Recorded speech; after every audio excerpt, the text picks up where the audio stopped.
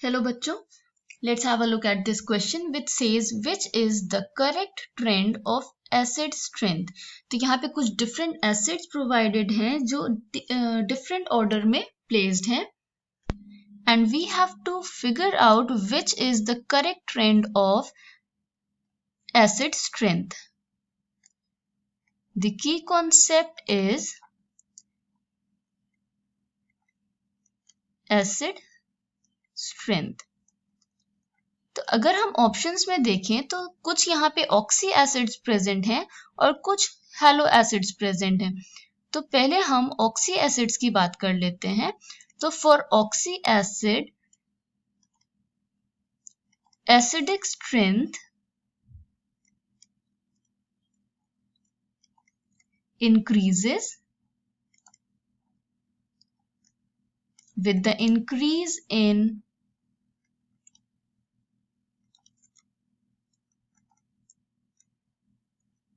number of oxygen atom, or more specifically we should say with the increase in number of unprotonated oxygen.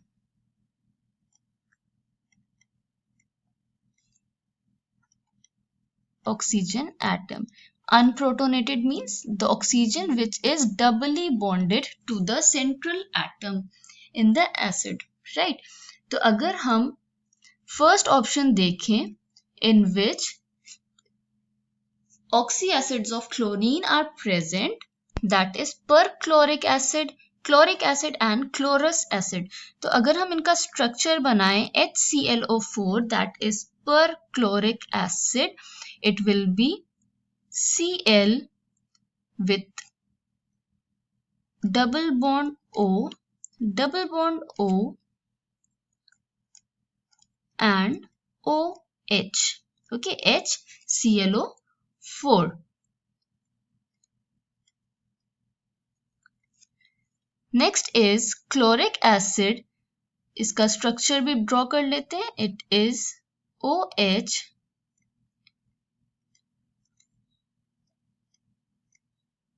with a lone pair. This is HClO3. Similarly,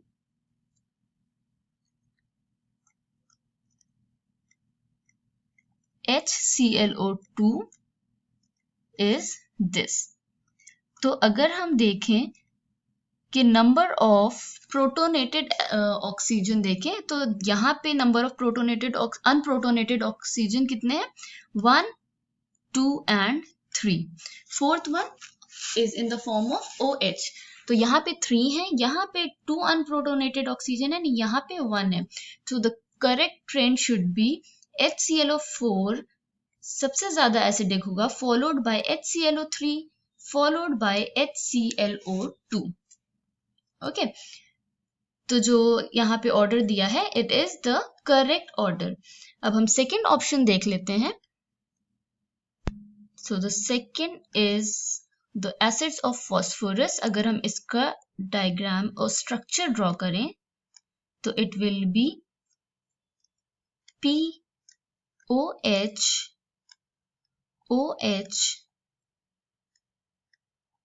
OH and double bond O. This is H3PO4. H3PO3 का structure draw कर लेते हैं in the similar manner. OH double bond O, OH and H. H3PO3. एक oxygen atom is less in this acid. Now H3PO2, OH double bond O, H and H. H3PO2. Right, तो यहाँ पे हम देखें the number of unprotonated oxygen is same. इन तीनों acids में single oxygen atom ही है जो डबल बॉन्ड फॉर्म कर रहा है विथ फॉस्फोरस. ओके, तो डबल बॉन्ड O तो सेम है, चेंज क्या हो रहा है? चेंज हो रहा है these OH groups, right? तो OH is changing. तो अगर जैसे जैसे ये बढ़ता है, as the OH group increases, what happens is the tendency to accept proton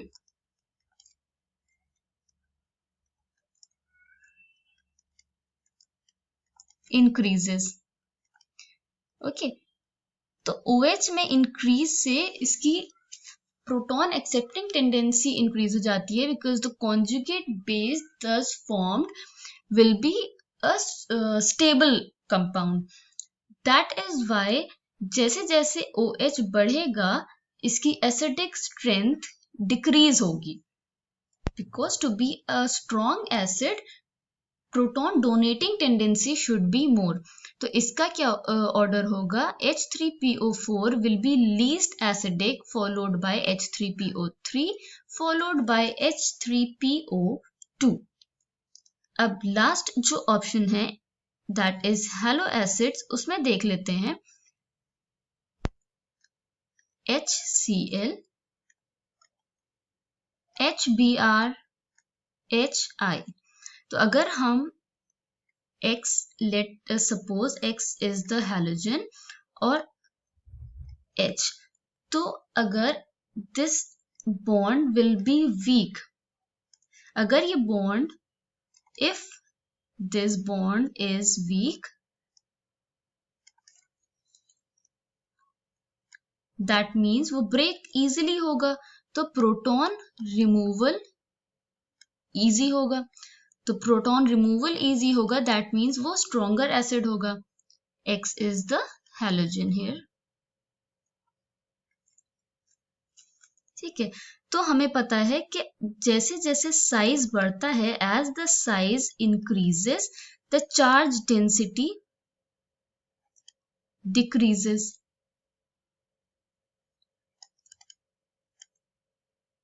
क्योंकि साइज बढ़ने से चार्ज फिर वो बड़े वॉल्यूम पे स्प्रेड हो रहा होता है, तो चार्ज डेंसिटी डिक्रीज हो जाती है, जिसकी वजह से bond energy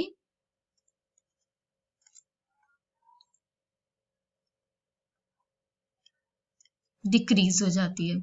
bond energy decrease होती है, that means bond is easily broken and proton is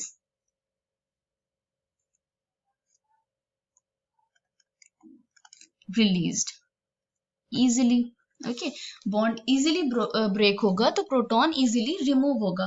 तो इसका मतलब जिसका साइज सबसे बड़ा होगा वो इजीली प्रोटॉन रिलीज करेगा. हमें पता है कि I has the largest size in halogens because size increases down the group.